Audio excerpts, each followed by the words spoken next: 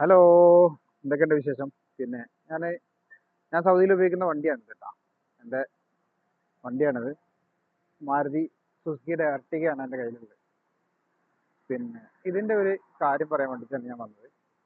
അതായത് ഈ എർട്ടിഗ വണ്ടി എനിക്ക് സത്യത്തിൽ ഇതിനെക്കുറിച്ച് ഇത്രയും വിവരങ്ങളില്ലായിരുന്നു. ഞാൻ ഇന്ന് കണ്ടൊരു സംഗതി, അതായത് ഇപ്പം നിങ്ങൾ നോക്കുകയാണെങ്കിൽ ഇത് പുതിയ അറിവായിട്ടൊന്നും തോന്നുന്നില്ല. അറിയുന്ന ആൾക്കാർക്ക് ഒക്കെ അറിയാം, പക്ഷേ ഏതൊരറിവും അറിയാത്തവർക്ക് വലിയ അറിവാണല്ലോ. ഇതിന്റെ ഡിസ്പ്ലേയിൽ, ഈ ഡിസ്പ്ലേ എന്ന് പറഞ്ഞാൽ ശരിക്കും പറയുകയാണെങ്കിൽ നമ്മുടെ ഒരു വണ്ടിയുടെ ഒരു മെമ്മറി പോലെ ഇത് വർക്ക് ചെയ്യുന്നത്.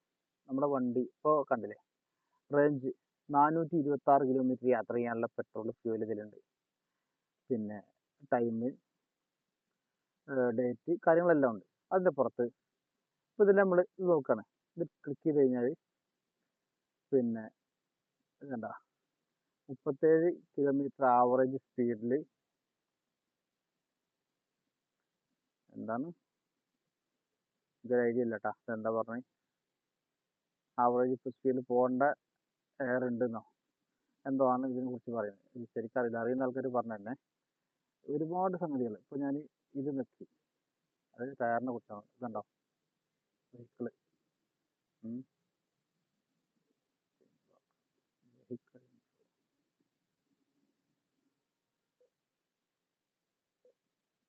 മറ്റേ seat belt, alarm, fuel, low fuel, ഇത് എല്ലാ ഡീറ്റെയിൽ, ഓപ്പൺ ഡോർ, എല്ലാ ഡീറ്റെയിൽസും ഇതിനകത്തുണ്ട്.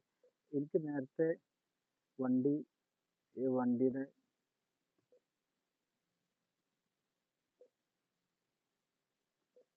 ഇത് നോക്കി, ഇതുണ്ടോ mileage, current drive, one drive mileage, kilometre, average speed, എന്തെല്ലാം ഈ സ്പീഡിൽ ഇത്ര പോയി കഴിഞ്ഞാൽ ഇത്ര മൈലേജ് കിട്ടും എന്നുള്ള കാര്യങ്ങളൊക്കെ ഉണ്ട്.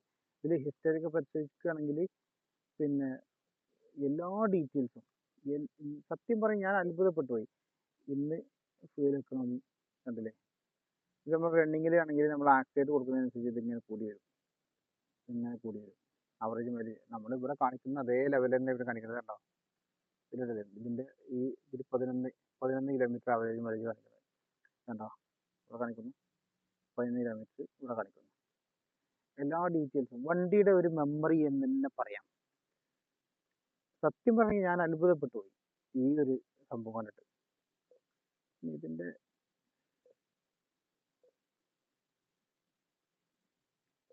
കണ്ടോ ടയർ, നമ്മുടെ വണ്ടിയുടെ ടയറിൽ എത്ര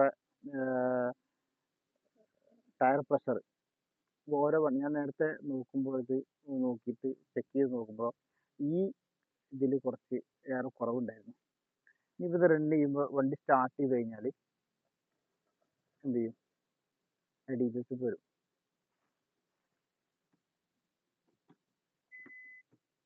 റിവേഴ്സ് ക്യാമറ കണ്ടില്ലേ, കറക്റ്റ് റിവേഴ്സ് ക്യാമറ കണ്ടോ. അപ്പോൾ ആ പിറകിലെ വണ്ടിൻ്റെ അടുത്ത് ഞാൻ റിവേഴ്സ് വെക്കുവാണ് കണ്ടോ, കറക്റ്റ് നമുക്ക് സെൻസർ കറക്റ്റ് വർക്ക് ചെയ്യുന്നുണ്ട്. ഈ റെഡ് ലൈനിൽ തട്ടുമ്പോൾ എന്ത് ചെയ്യും, വണ്ടിമ്പോൾ തട്ടും എന്നുള്ളതാണ്.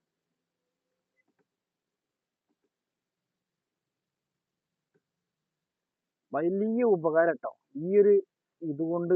ചില്ലറ ഉപകാരം എന്നല്ല, നമ്മുടെ